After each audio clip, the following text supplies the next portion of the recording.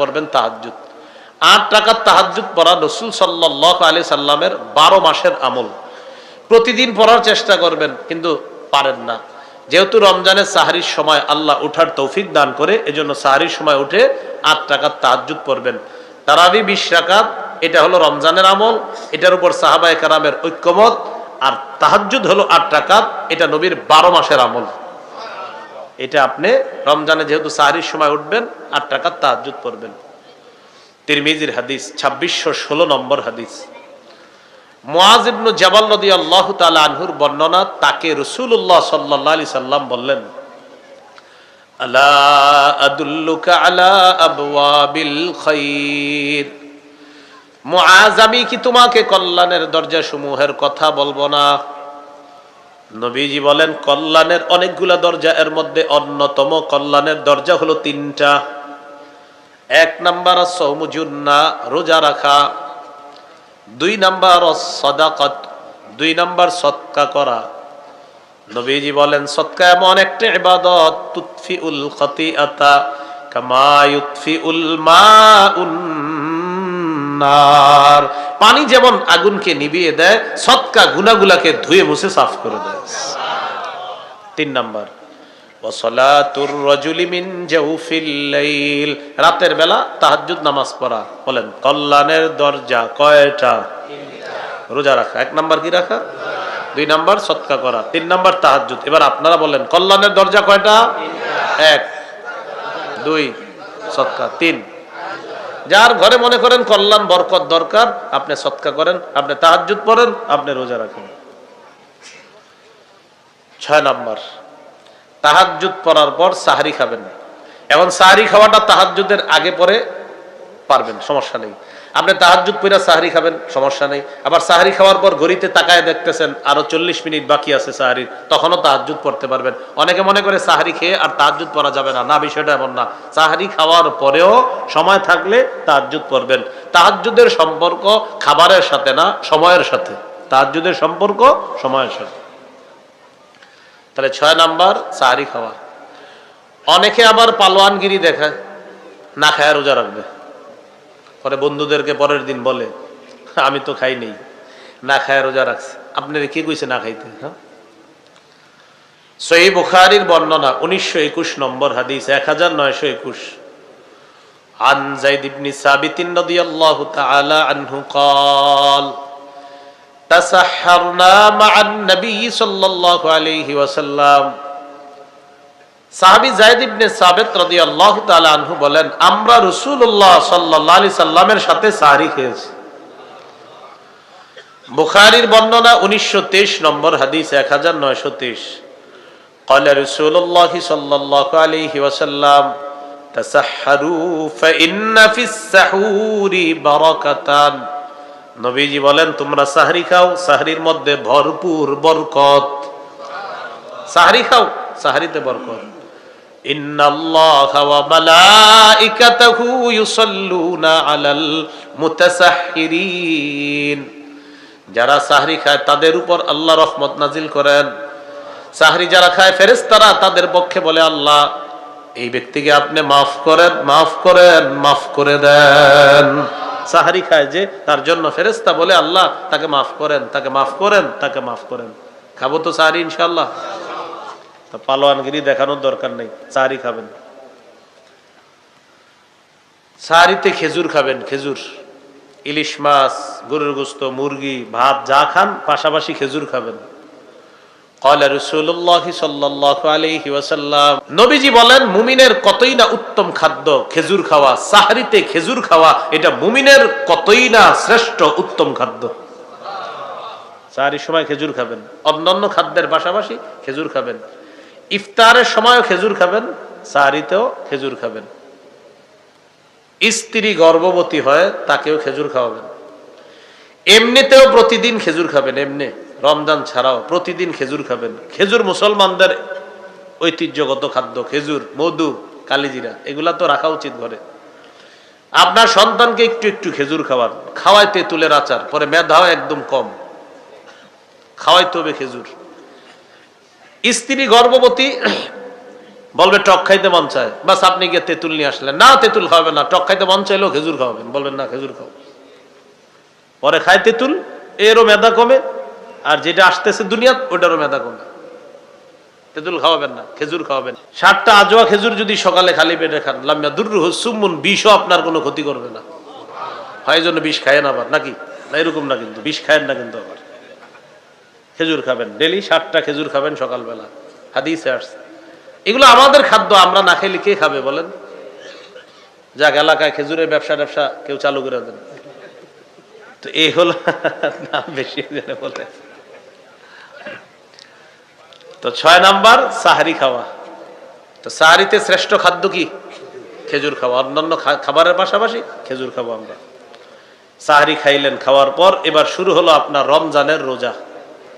এই হলো প্রথম রোজা আপনি রাখলেন, প্রথম রোজাটা আর কি, প্রথম দিনের রোজা। সহিহ বুখারীর বর্ণনা 1901 নম্বর হাদিস, 1901 নম্বর হাদিস। قال رسول الله صلى الله عليه وسلم من صام رمضان إيمانا واحتسابا غفر له ما تقدم من ذنبه। নবীজি বলেন, যে ব্যক্তি ঈমানের সাথে সওয়াবের আশায় রোজা রাখলো, তার আগের সব গুনাহগুলো মাফ করে দেওয়া হবে। তিরমিজির হাদিস, 614 নম্বর হাদিস। قال رسول الله صلى الله عليه وسلم الصوم جنة حسينة। রাসূলুল্লাহ সাল্লাল্লাহু আলাইহি সাল্লাম বলেন, রোজা হলো মজবুত ঢাল, মজবুত প্রতিবন্ধক, জাহান্নাম থেকে বাঁচার মজবুত ঢাল হলো রোজা রাখা। তিরমিজির 723 নম্বর হাদিস। কেউ যদি ইচ্ছাকৃতভাবে একটা রোজা ভাঙে, সে সারা জীবন রোজা রাখলে এই একটার ক্ষতিপূরণ হয় না, হবে না। যদিও ইসলামী শরীয়তের নিয়ম 60টা রোজা তার কাফফারা, কিন্তু নবী বলেন সারা জীবনও যদি তুমি রোজা রাখো, এক রোজার ক্ষতিপূরণ হবে না। একটা রোজার এত দাম আল্লাহর কাছে। তাহলে ইচ্ছাকৃতভাবে রোজা ভাঙা যাবে না। এই হলো 7 নাম্বার আমল। সূরা বাকারার 183 নম্বর আয়াত। ওই হুজুরের পিসা হুজুর যে আয়াতের অনুবাদ করে দিতে বলছে, আমি করে দিচ্ছি। হুজুরের আয়াতটা পড়ছে, তো আয়াতের অনুবাদ করে নাই, আমারে বলছে আরিফ বিন হাবিব অনুবাদটা করে দিব, তো এই জন্য করে দিচ্ছি। সূরা বাকারার 183 নম্বর আয়াত পিসা হুজুর তেলাওয়াত করছে। তো আমি আয়েশা যাওয়ার কারণে হুজুর অনুবাদ করতে পারে নাই, পরে আমারে কইতাছে অনুবাদটা করে দিবা, যাইতে যাইতে বলতেছে। তো আল্লাহ তাআলা ওই আয়াতে বলেন, ইয়া আইয়ুহাল্লাযীনা আমানু কুতিবা আলাইকুমুস সিয়াম, হে ঈমানদারগণ, তোমাদের উপর সিয়াম ফরজ করা হয়েছে, সিয়াম ফরজ করা হয়েছে। এই হলো 7 নাম্বার কাজ, আমরা রোজা রাখলাম। 8 নাম্বার, রোজা রেখে সদকা করা। এমনিও সদকা করবেন, রমজান মাসে বেশি সদকা করা। সহিহ বুখারীর 6 নম্বর হাদিস। কানা রাসূলুল্লাহি সাল্লাল্লাহু আলাইহি ওয়াসাল্লাম আজওয়াদান নাস وكان أجود ما يكون في رمضان حين يلقاه جبريل। রাসূলুল্লাহ সাল্লাল্লাহু আলাইহি সাল্লাম এই পৃথিবীর সমস্ত মানুষের মধ্যে সর্বশ্রেষ্ঠ দানশীল ছিলেন মুহাম্মদ সাল্লাল্লাহু আলাইহি ওয়াসাল্লাম। وكان أجود ما يكون في رمضان حين يلقاه جبريل। রমজান মাসে আল্লাহ নবীর দান করার মাত্রা আরো বেড়ে যাইত। রমজানে নবী প্রচুর পরিমাণ দান করতেন। তাহলে 8 নাম্বার দান করা। 28 পারা 10 নম্বর পৃষ্ঠা সূরা মুনাফিকুন, 28 পারা 14 নম্বর পৃষ্ঠা সূরা মুনাফিকুনের 10-11 নম্বর আয়াতে আল্লাহ বলেন, وَأَنفِقُوا مِمَّا رَزَقْنَاكُم مِّن قَبْلِ أَن يَأْتِيَ أَحَدَكُمُ الْمَوْتُ। তোমাদের কারো কাছে মৃত্যু আসার আগে আমার দেয়া রিজিক থেকে তোমরা খরচ করো। فَيَقُولَ رَبِّ لَوْلَا أَخَّرْتَنِي إِلَى أَجَلٍ قَرِيبٍ। মৃত্যু যখন আসবে, ওই ব্যক্তি বলবে, আমার রব আমারে যদি আরেকটু সুযোগ দিতেন, فَأَصَّدَّقَ, আমি দান সদকা করতাম, ওয়াকুম মিনাস সালিহিন, আমি নেককার মানুষের অন্তর্ভুক্ত হয়ে যেতাম। আল্লাহ আরেকটু সুযোগ দেন না। আল্লাহ তাআলা বলবেন, ওয়ালাই ইউআখিরুল্লাহু নাফসান ইযা জাআ আজালুহা। মৃত্যু যখন আসবে, আল্লাহ কিছুতেই কাউকে আর সুযোগ দিবেন না। তাহলে মৃত্যুর আগেই দান সদকা করা, এই হলো আপনার 8 নাম্বার কাজ। রমজানে বেশি থেকে বেশি দান করা। 9 নাম্বার, নফল ইবাদত বেশি বেশি করা। আবু দাউদের হাদিস 864 নম্বর হাদিস, قال رسول الله صلى الله عليه وسلم إن أول ما يحاسب الناس به يوم القيامة من أعمالهم الصلاة।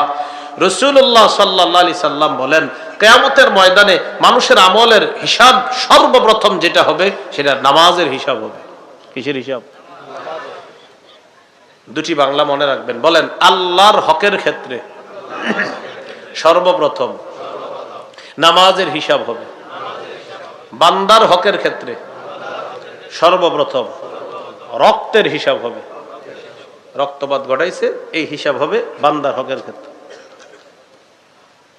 তো এই হলো আপনার 9 নাম্বার নফল ইবাদত করা। এবার দেখেন কি বলে হাদিসে আসছে, ফাইন কানাত তাম্মা কুতিবাত তাম্মা, কারো যদি ফরজ ইবাদত পরিপূর্ণ হয় কুতিবাত তাম্মা, তার সওয়াবটাও পরিপূর্ণ লেখা হবে।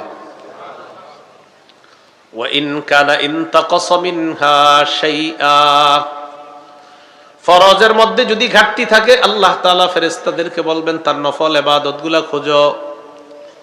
আতিম্মু ফরিদাতাহু মিন তাতাওউহি, তার নফলের মাধ্যমে ফরজের ঘাটতি তোমরা পূরণ করে দাও। তাহলে নফলের মাধ্যমে ফরজের ঘাটতি পূরণ করা হবে, এজন্য নফল ইবাদত বাড়িয়ে দেওয়া। আর মনে রাখবেন রমজান মাস বহুগুণে সওয়াব বৃদ্ধি হওয়ার মাস। রমজানে উমরা করলে হজের সওয়াব, রমজানে উমরা করলে কিসের সমতুল্য? হজের। হ্যাঁ, এক আনসারী নারীকে রাসূল সাল্লাল্লাহু আলাইহি সাল্লাম বললেন, قال رسول الله صلى الله عليه وسلم لامرأة من الأنصار ই'তাবিরি ফাইন্না উমরাতান ফীহি তা'দিলু হাজ্জা, তুমি রমজানে উমরা করো, রমজানে উমরা তা'দিলু হাজ্জা, হজের সমতুল্য হয়ে যায়। এই ব্যাপারে আরেকটি হাদিস শুনলে অবাক হবেন, নবীজি বলেন উমরাতুন ফি রমাদান কাহাজ্জাতিন তাকজি মাই, রমজানে উমরা করা আমি নবীর সাথে হজ করার মতো। সুবহানাল্লাহ। সামর্থ্য থাকলে রমজানে উমরা করা, রমজানে সওয়াব বহুগুণে বৃদ্ধির মাস, এই জন্য কি করা? 9 নাম্বার বলছিলাম নফল ইবাদত বাড়িয়ে দেওয়া। 10 নাম্বার নেকির কাজ বেশি বেশি করা। সূরা কাহফের 110 নম্বর আয়াতে আল্লাহ বলেন, ফামান কানা ইয়ারজু লিকা রাব্বিহি ফালইআমাল আমালান সালিহা ওয়ালা ইউশরিক বিইবাদাতি রাব্বিহি আহাদা, যে ব্যক্তি তার রবের সাক্ষাৎ কামনা করে সে যেন নেক কাজ করে, আর রবের ইবাদতে যেন কাউকে শরীক না করে। নেক কাজ করা, ইবাদতে কাউকে শরীক না করা। সূরা তাগাবুন 9 নম্বর আয়াত, 28 পারা 16 নম্বর পৃষ্ঠা আল্লাহ তাআলা বলেন, ওয়া মান ইউমিন বিল্লাহ ويعمل صالحا يكفر عنه سيئاته ويدخله جنات تجري من تحتها الأنهار خالدين فيها أبدا। নবীজি বলেন যে আল্লাহর কাছে চায় না আল্লাহ তার উপর রাগ করে। পৃথিবীর মানুষের কাছে চাইলে রাগ করে, আল্লাহ না চাইলে রাগ করে। সুবহানাল্লাহ। মাখলুকের কাছে বারবার চাইলে রাগ করে, খালেকের কাছে না চাইলে রাগ করে। মাখলুকের কাছে চাইলে রাগ করে, একবার দিচ্ছেন 2-3 বার, এই বেতরে কতবার দিতে হবে? আল্লাহ তাআলার কাছে না চাইলে আল্লাহ বলে আমি তোমার উপর রাগ করছি, তুমি আমার কাছে চাও না কেন? তাহলে দুটি জিনিস বেশি চাওয়া, জান্নাত চাওয়া, জাহান্নাম থেকে পানা চাওয়া। 12 নাম্বার জিকির করা, রমজানে বেশি বেশি জিকির করা। 4টি জিকির আল্লাহর কাছে সবচেয়ে প্রিয়, পছন্দের বাক্য 4টি। قال رسول الله صلى الله عليه وسلم أحب الكلام إلى الله 4, আল্লাহর কাছে সবচেয়ে পছন্দনীয় বাক্য হলো 4টি। পড়ি, সুবহানাল্লাহ, আলহামদুলিল্লাহ, লা ইলাহা ইল্লাল্লাহ, আল্লাহু আকবার, সুবহানাল্লাহ, আলহামদুলিল্লাহ, লা ইলাহা ইল্লাল্লাহ। আল্লাহু আকবার। এই চারটি বাক্য আল্লাহর কাছে সবচেয়ে পছন্দনীয়। করব তো জিকির ইনশাআল্লাহ।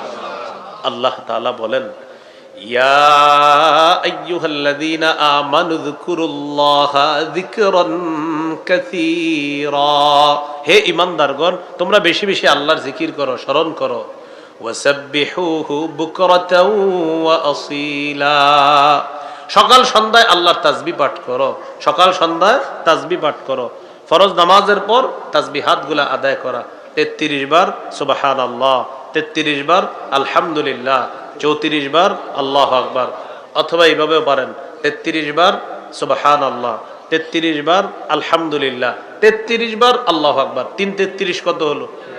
হ্যাঁ, এরপরে 100তম বারে পড়বেন, বলেন লা ইলাহা ইল্লাল্লাহ ওয়াহদাহু লা শারীকা লাহ লাহুল মুলকু ওয়া লাহুল হামদু ওয়া হুয়া আলা কুল্লি শাইইন কাদির। এই হলো 100 বার। 3 33 99, আর ওই শেষে 100 পুরা করবেন। এটা দিয়ে লা ইলাহা ইল্লাল্লাহু ওয়াহদাহু লা শারীকা লাহ লাহুল মুলকু ওয়া লাহুল হামদু ওয়া হুয়া আলা কুল্লি শাইইন কাদির। তাহলে শুধু রমজান না, রমজান ছাড়াও এই জিকিরগুলো আমরা মিস করব না। করব তো ইনশাআল্লাহ। আল্লাহ তৌফিক দান করেন। এ হলো 12 নাম্বার। রমজানের করণীয় নাম্বার 13, সারাদিন রোজা রাখলেন, ইফতার করা। এবার আমরা প্রথম রোজার আলোচনা চলতেছে, রাতে চাঁদ দেখছেন, এই চাঁদ দেখা এবার রোজায় গেলাম আমরা। তো 13 নাম্বার ইফতার করা। 14 নাম্বার ইফতার করানো। 13 হলো ইফতার করা, 14 হলো ইফতার করানো। 15 নাম্বার ইফতারের সময় দোয়া করা। তাহলে 13 ইফতার করা, 14 ইফতার করানো। গরিবদেরকে ইফতার করাবেন। ধনী মানুষ যারা আছে, আত্মীয় স্বজন, তাদের জন্য ইফতার হাদিয়া পাঠাবেন। রোজাদারকে ইফতার করানোর সওয়াব থেকে যেন আমরা বঞ্চিত না থাকি। আর 15 নাম্বার ইফতারের সময় দোয়া করা। তিরমিজির হাদিস 3598 নম্বর হাদিস। قال رسول الله صلى الله عليه وسلم ثلاثة لا ترد دعوتهم। 3 ব্যক্তির দোয়া ফিরত দেওয়া হয় না। কয় ব্যক্তির দোয়া? 1 নাম্বার as-saimu hatta yuftira। রোজাদারের দোয়া ফিরিয়ে দেওয়া হয় না। ইফতারের সময় দোয়া করবেন, ফিরিয়ে দেওয়া হয় না। 2 নাম্বার ওয়াল ইমামুল আদিল। ন্যায়পরায়ণ পুরুষ শাসকের দোয়া ফিরিয়ে দেওয়া হয় না। কি শাসক? পুরুষ শাসক। কি শাসক? ন্যায়পরায়ণ কি শাসক? 3 বার কোন? পুরুষ শাসক। আবার বলেন, জোরে বলেন, ভালো করে বলেন, আরো জোরে বলেন। বলেন আল্লাহ কিয়ামতের আগে বাংলাদেশে কোনদিনও নারী শাসক যেন না হয়। কি না হয়? সবাই জোরে বলেন কেন? আরো জোরে বলেন, সুন্দর করে বলেন। قال رسول الله صلى الله عليه وسلم لا يفلح قوم ولوا امرهم امرأة। নবীজি বলেন, ওই জাতি কিছুতেই সফল হবে না যে জাতি তাদের নেতৃত্বে কোন নারীকে বসায় দেয়। এজন্য এখনো যদি কারো নিয়ত থাকে যে না হুজুর আপনি যা কোন আমরা আবার নারী চাই, এভাবে লিখবেন, আগামীতে নারী শাসক চাই, কেন না সারা জীবন হতবাগা থাকতে চাই, এরকম লিখবেন না। আমি তো ব্যাঠিক বলিনি, আমি তো বললাম আপনি ঠিকই, তো আপনি লিখবেন এইভাবে, আগামীতেও নারী শাসক চাই, কেননা আমি সারা জীবন হতবাগা থাকতে চাই। তো এই জন্য আপনার কেউ কিছু বলবে না, কারণ আপনি নিজেই হতবাগা থাকতে চান। এখন যদি চান ভাগ্যের পরিবর্তন, আল্লাহর কাছে দোয়া করতে হবে, আল্লাহ আমাদের দেশে একজন ন্যায়পরায়ণ পুরুষ শাসক দিয়ে দেন। তাহলে 1 নাম্বার রোজাদারের দোয়া ফেরত দেওয়া হয় না। 2 নাম্বার ন্যায়পরায়ণ পুরুষ শাসকের দোয়া। 3 নাম্বার ওয়া দাওয়াতুল মাজলুম। মাজলুমের দোয়া ফেরত দেওয়া হয় না। কার দোয়া? মাজলুম। তাহলে ইফতারের সময় আমরা সবাই সবার জন্য দোয়া করব ইনশাআল্লাহ। 16 নাম্বার ইতিকাফ করা। সহিহ বুখারীর 2033 নম্বর হাদিস। আয়েশা সিদ্দিকা রাদিয়াল্লাহু তাআলা আনহার বর্ণনা, তিনি বলেন, কানা রাসূলুল্লাহ সাল্লাল্লাহু আলাইহি ওয়াসাল্লাম ইয়াতাকিফু ফিল আশরিল আওয়াখির মিন রমাদান। রাসূলুল্লাহ সাল্লাল্লাহু আলাইহি সাল্লাম রমজানের শেষ দশকে ইতিকাফ করতেন। এটা হলো 16 নাম্বার। 17 নাম্বার লাইলাতুল কদর 27-এর রাতে মসজিদে গিয়ে তালাশ করা। কি বলেন? তো ওই দিনই তো বেশি মানুষ যান মসজিদে, আগে পরে তো যান না, এই জন্যই তো বললাম 27। বলেন 21, 23, 25, 27, 29, 5টি বেজুর রাত। বলেন চেষ্টা করব শেষ দশক প্রতি রাতে ইবাদত করব, সম্ভব না হলে অন্তত বেজুর রাত্রিগুলো যেন মিস না হয়। প্রথম কথা হলো 10 দিনই যেন মিস না হয়। দ্বিতীয় কথা হলো যদি ছুটেও যায় বেজুর রাত্রিগুলো যেন না ছুটে। মনে থাকবে তো ইনশাআল্লাহ? قال رسول الله صلى الله عليه وسلم من يقم ليلة القدر إيمانا واحتسابا غفر له ما تقدم من ذنبه। যে ব্যক্তি ঈমানের সাথে সওয়াবের আশায় লাইলাতুল কদরের রাতে জেগে থাকবে, ইবাদত করবে, তার আগের সব গুনাহ মাফ। তাহলে 16 ইতিকাফ, 17 লাইলাতুল কদর তালাশ করা, 18 সদকাতুল ফিতির আদায় করা। এলাকার ওলামায়ে কেরামের সাথে পরামর্শ করে এই বছর কত হয় সদকাতুল ফিতির এটা জেনে এরপরে সদকাতুল ফিতির আদায় করা। এই মৌলিক 18টি করণীয় আমরা মনে রাখবো। বলেন ইনশাআল্লাহ। আমি আবার বলছি, মন দিয়ে শোনেন। 1 নাম্বার চাঁদ দেখা, 2 নাম্বার দোয়া পড়া, 3 নাম্বার সাহাবায়ে কেরামের ঐক্যমতে 20 রাকাত তারাবি পড়া, 4 নাম্বার কোরআন তেলাওয়াত করা, 5 নাম্বার নবীজির 12 মাসের সুন্নত 8 রাকাত তাহাজ্জুদ পড়া। 12 মাস চেষ্টা করব, পারি না, রমজানে যেহেতু সাহরির সময় উঠি এটা করা। 6 নম্বর সাহরি খাওয়া, 7 নাম্বার রোজা রাখা, 8 নাম্বার দান করা, 9 নাম্বার নফল ইবাদত বেশি করা, 10 নাম্বার নেকির কাজ বেশি করা, 11 দোয়া করা, 12 জিকির করা, 13 ইফতার করা, 14 ইফতার করানো, 15 ইফতারের সময় দোয়া করা, 16 ইতিকাফ করা, 17 লাইলাতুল কদর তালাশ করা, 18 সদকাতুল ফিতির আদায় করা। এই হলো মৌলিক 18টা করণীয়। এবার জানবো 6টি বর্জনীয়। কি জানবো? 6টি বর্জনীয়। এটা একটু বেশি গুরুত্ব দিয়ে শুনেন। না, আমাদের সমাজের মানুষ আমল করে বেশি কিন্তু গুনাহ ছাড়ে না। কি ছাড়ে না? না, গুনাহ ছাড়ে না। রোজাও রাখে, টিভিও দেখে। বর্জনীয় কয়টি? বলেন ঝগড়া বর্জন করা। ঝগড়া করা যাবে না। হ্যাঁ, সহিহ বুখারীর বর্ণনা 1904 নম্বর হাদিস। قال رسول الله صلى الله عليه وسلم إذا كان يوم صوم أحدكم فلا يرفث ولا يسخب। তোমাদের কেউ যখন রোজা রাখে সে যেন অশ্লীল কথাবার্তা না বলে। فإن سابه أحد أو قتله। কেউ যদি রোজাদারের সাথে ঝগড়া করে অথবা বিবাদে লিপ্ত হয়ে যায়, রোজাদার তখন বলবে ইন্নী সাইম, আমি রোজাদার।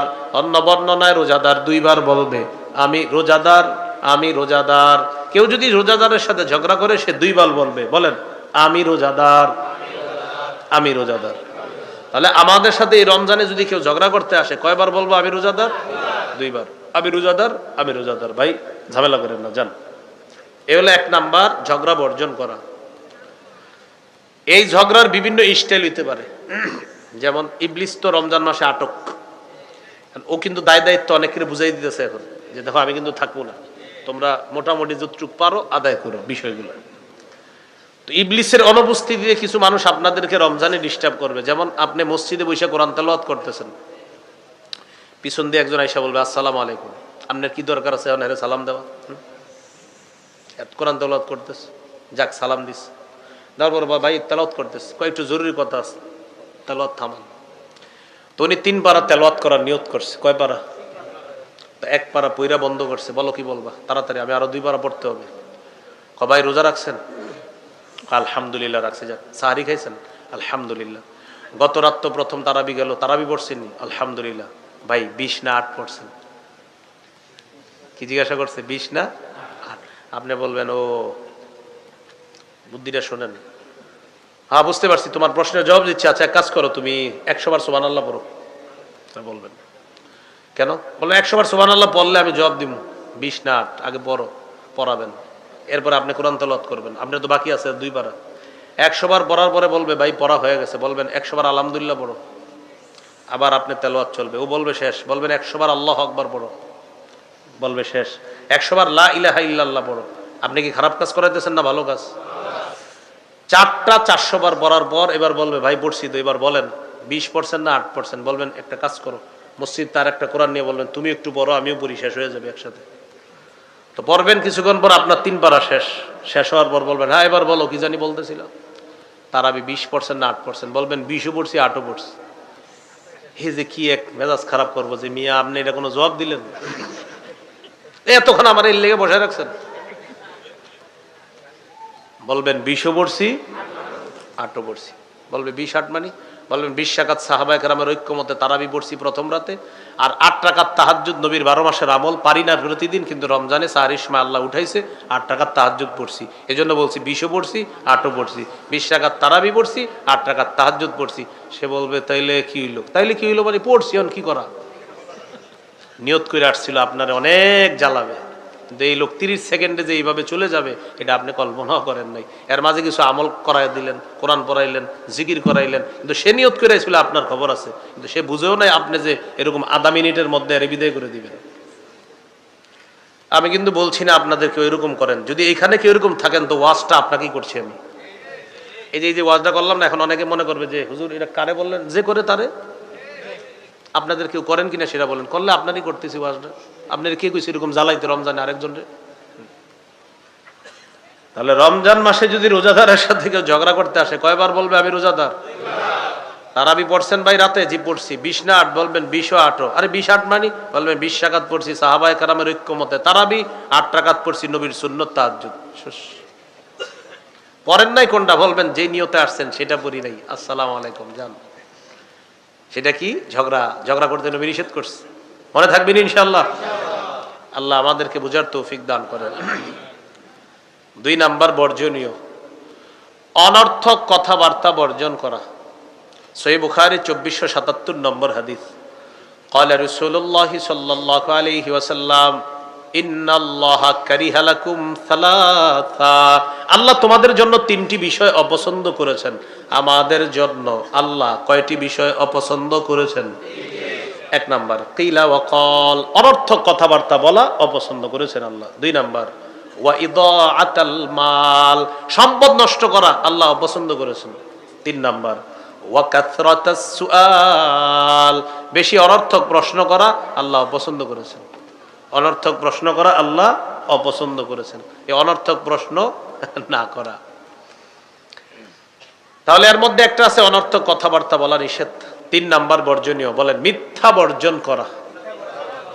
বলেন সমস্ত পাপের মা মিথ্যা, মিথ্যা সমস্ত পাপের আম্মা। হ্যাঁ, মিথ্যা কি সমস্ত পাপের আম্মা, মিথ্যা বর্জন করা।